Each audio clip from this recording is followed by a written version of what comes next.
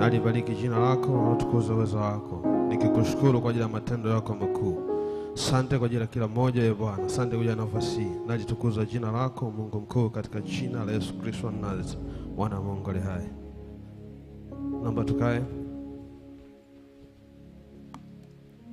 Bwana Yesu asifiwe. Bwana Yesu asifiwe.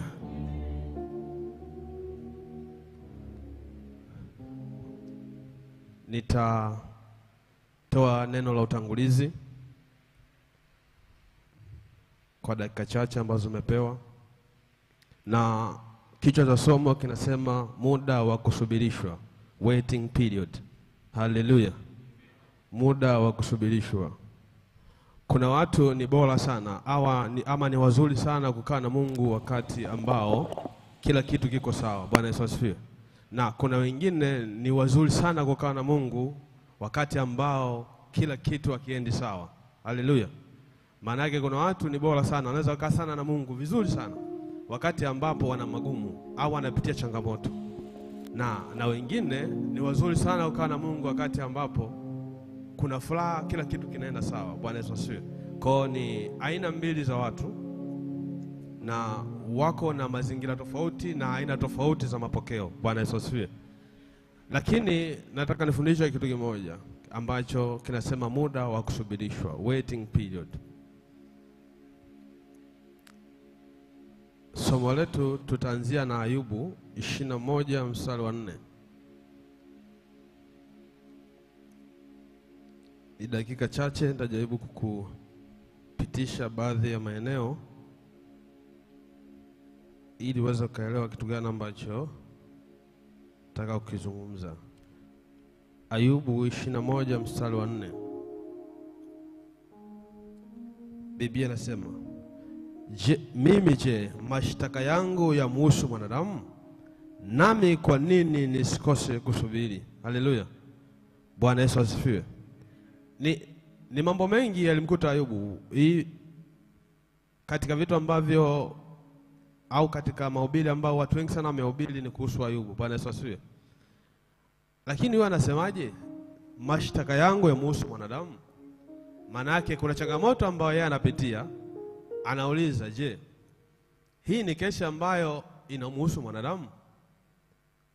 Anauliza marafiki zake, nami kwa nini nisikose kusubiri? Alifahamu ya kuwa jambo lake halihusu mwanadamu. Kesi yake hawezi kuisolve mwanadamu. Bwana Yesu asifiwe.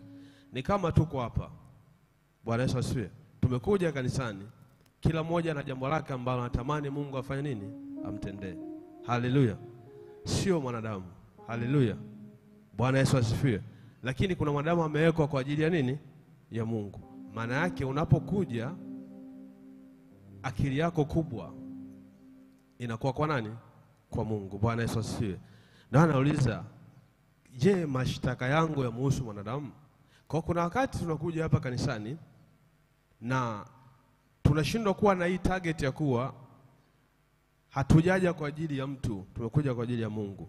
Na ndio maana tunakuwa disappointed mara nyingi kwa sababu ya kutokuangalia ile kusudi mama la wewe kufika kanisani. Bwana Yesu asifiwe. Kusudi kubwa la nyumba ya ibada kuwepo ni Mungu kukutana na nani? Na watu. Haleluya. Bwana Yesu asifiwe. Lakini ameweka watu ambao wanatuunganisha Mungu, yanatuunganisha sisi na nani? Na Mungu. Bwana Yesu asifiwe. Haleluya. Ayubu alikuwa anapitia muda ambao kila kitu kwake kimesimama. Na marafiki ambao walikuwa nao, kuna namna walikuwa wanajaribu kumuelewesha ama kuzungumza naye. Lakini kuna mahali pakubwa sana walikuwa wakimvuruga. Bwana Yesu asifiwe. Haleluya.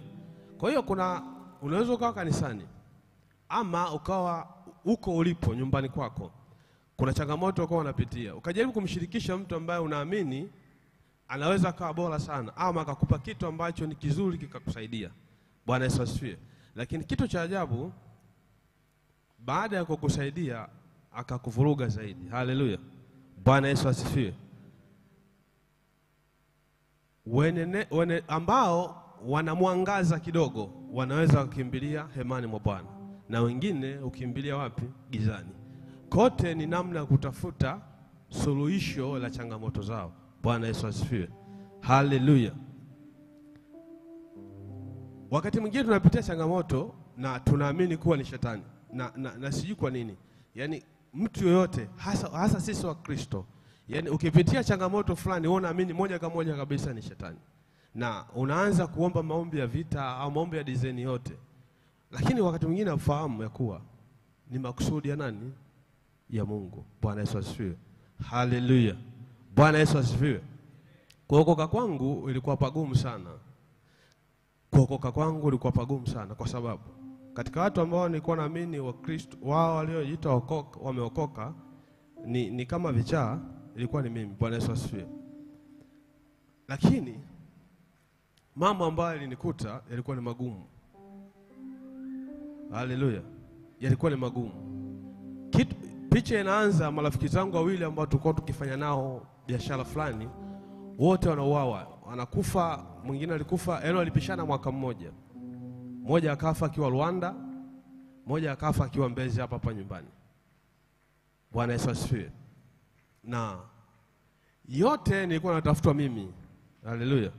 Yote nilikuwa natafutwa mimi. Mambo yakaenda, nikaanza kwenda kanisani.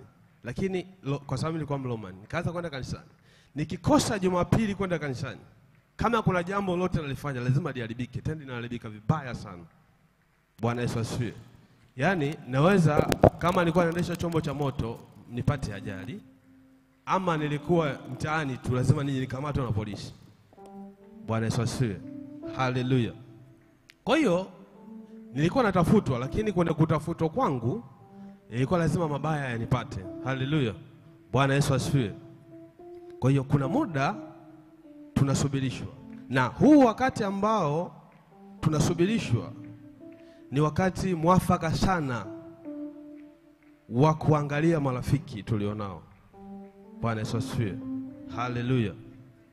Kuna marafiki ni wazuri sana mkiwa na kila kitu kiwa kinaenda vizuri. Na kuna marafiki ni bora sana mambo yakiwa magumu. Kuna rafiki anakuambia tofauti, anakuambia labda unamwambia changamoto yako, anakuambia sasa utafanyaje? Na kuna rafiki anakuambia sasa tutafanyaje? Ni marafiki wawili tofauti. Mmoja yuko tayari kusaidia kwa hiyo changamoto. Mwingine anakuuliza unalimalizaje? Maana yake hapo uko peke yako. Haleluya.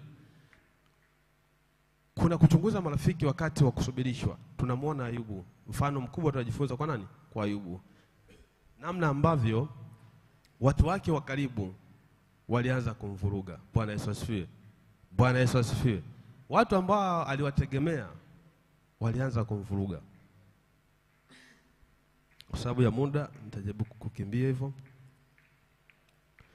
Huu wakati wa kusubirishwa ndio wakati sahihi wa kukaa mbele za Mungu. Ni wakati mgumu, lakini ndio wakati sahihi wa kukaa mbele za Mungu. Kuna maandiko mengi tunamuona nani mwandishi wa Zaburi, Daudi. Anazungumza na nafsi yake. Haleluya. Anambia nafsi yangu kwa nini kuinama? Nafsi hainami tu, kuna shida imekutana nayo. Kuna changamoto imekutana nazo, sasa imechoka, nafsi imeinama. Kwa anazungumza na nafsi yake, anaitia nini? Nguvu. Bwana Yesu asifiwe. Ndio maana nasema wakati wa kusubirishwa ni wakati sahihi kabisa kukaa mbele za Mungu. Sasa wakati wa magumu kama huu, wengi waga tukae mbele za Mungu. Haleluya. Yaani sizungumzi na nyinyi, hata mimi mwenyewe. Yaani wakati mwingine Mungu anazungumza na mimi pia. Ni ngumu sana kukaa na Mungu wakati ambapo kila kitu kinakuwa kigumu. Nilikuwa najiuliza kitu kimoja. Kuna siku nilikuwa nasoma kitabu cha Kutoka, kakutana na ile scenario ya Musa na watu wake. Biblia inasema wakafika hatua mbele yao wakaona bahari. Wakati wanafikiria tunavukaje bahari? Hatuna mtumbwi, hatuna chochote. Biblia inasema nyuma yao akaona maadui. Bwana Yesu asifiwe. Akaona jeshi na pia mpaka mfalme wao ameungana hilo jeshi. Watu wa kwanza kulia walikuwa waumini wa nani? Wa Musa. Musa kuna maneno alizungumza ya imani kabisa. Akasema mtamuona nani? Leo Mungu. Lakini baada ya muda naye Musa akaanza kulia. Haleluya. Bwana Yesu asifiwe. Kwa hiyo kwa neno tukio mimi nilikuwepo, kwa usubiri ni kuhadithia. Kilichotokea, kilichoonekana cha kwanza ni bahari. Baada ya muda wakiwa wanafikiria tutavukaje bahari, nyuma yao waona jeshi, na kwa sababu Musa alikuwa mbele, walio nyuma ndio walikuwa kwanza kuona.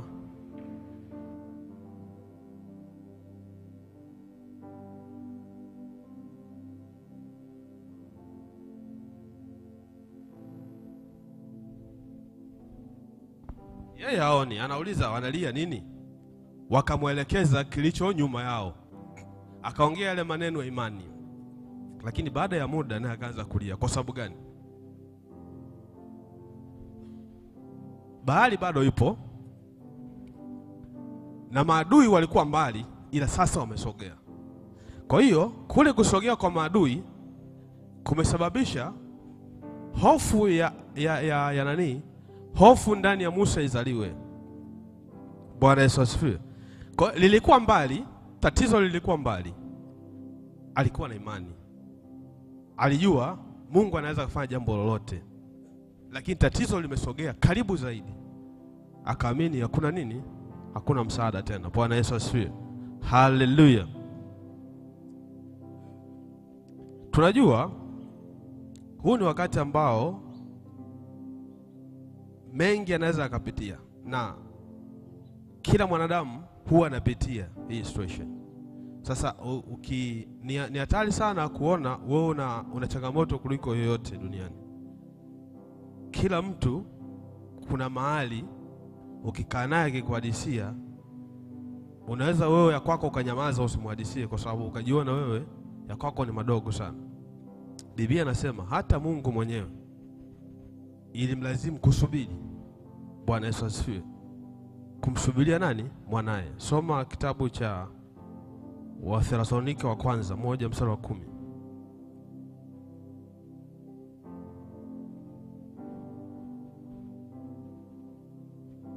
Wathesalonike wa kwanza 1:10.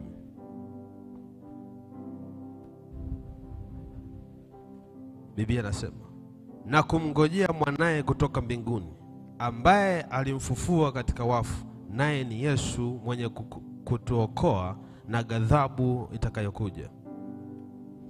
Bwana Yesu asifiwe. Kwa hiyo kusubiri ama kusubirishwa sio jambo ambalo linahusu mwanadamu peke yake. Unamwona Biblia inasema hata Mungu kuna muda alimngojea mwanae amalize nini? Mission. Kwa kuna wakati huwa tunapitishwa kwenye darasa, na huu ni wakati ambapo wakati mwingine unaweza kuona kama Mungu azungumzi. Unaweza kusikia kabisa hata Mungu azungumzi. Hata ukifika kanisani kuna wakati hata nabii anaweza asizungumze. Bwana Yesu asifiwe. Haleluya. Unaweza likawa somo gumu sana kwako, lakini lichukue tu, linaweza kukusaidia kwenye safari ya maisha yako. Inawezekana hizi nyakati hazipo kwako, lakini hizi nyakati huwa zinamkuta mwanadamu aina yote. Bwana Yesu asifiwe. Kwa chukua kama chakula cha askari njiani. Anasema alimsubiria kwa sababu kuna kazi alimpa. Kuna wakati unapitia nyakati ngumu, afu Mungu anakuwa amekaa pembeni. Ni kama mwalimu ukiwa unafanya mtihani, huwa ananyamaza kimya. Bwana Yesu asifiwe. Kama mwalimu ukiwa unafanya mtihani, huwa ananyamaza kimya. Anasubiri umalize mtihani. Ukishamaliza mtihani, anaweza kana maelezo au maelekezo juu ya kila ambacho umekifanya. Bwana Yesu asifiwe.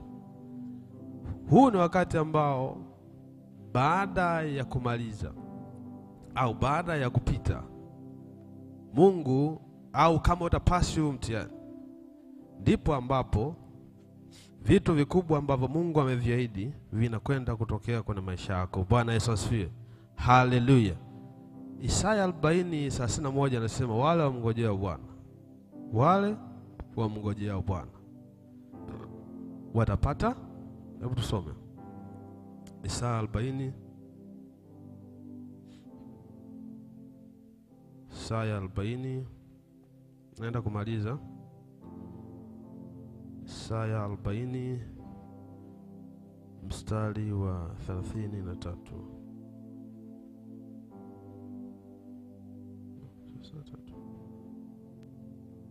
31, 33 haipo.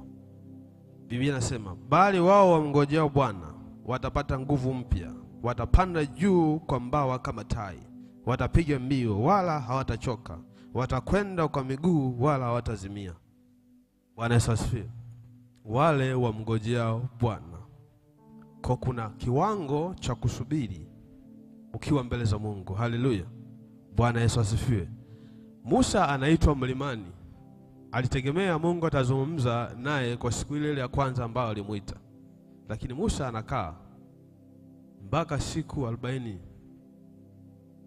ndio Mungu anazungumza naye. Bwana Yesu asifiwe. Haleluya. Kwa hiyo kuna wakati unaweza kaja kanisani, una shauku yako kubwa, una jambo lako kubwa sana, lakini lisitendeke ndani ya ule muda ambao ulitarajia, au likatendeka ndani ya ule muda ambao ulitarajia. Kwa sababu Mungu hawai wala achelewi. Lakini kuna wakati binafsi wao tunaona anachelewa kwa sababu tuna vitu ambavyo ni shauku yetu kubwa na tunatamani Mungu avifanye, na tunaona anatuchelewesha bila kujua kuwa yamkini vingetokea kwa wakati huo ingekuwa ni hatari sana kwako. Kwa hiyo unapitishwa kwenye muda wa kusubirishwa kwa ajili ya makusudi makubwa. Bwana Yesu asifiwe. Haleluya. Jambo la msingi ambalo nazungumza na kila mmoja ni kumngojea Bwana. Ni kuwa na shauku na matarajio makubwa zaidi ya changamoto ambazo mtu ako nazo. Haleluya. Bwana Yesu asifiwe. Yaani changamoto alizo nazo, shauku ya kuzitatua hiyo kubwa kuliko zinavyoonekana. Hii inakuwa ni mwanzo mkubwa sana wa kushinda. Haleluya. Bwana Yesu asifiwe. Mimi nimemaliza, na shika sadaka yako na tukaombe.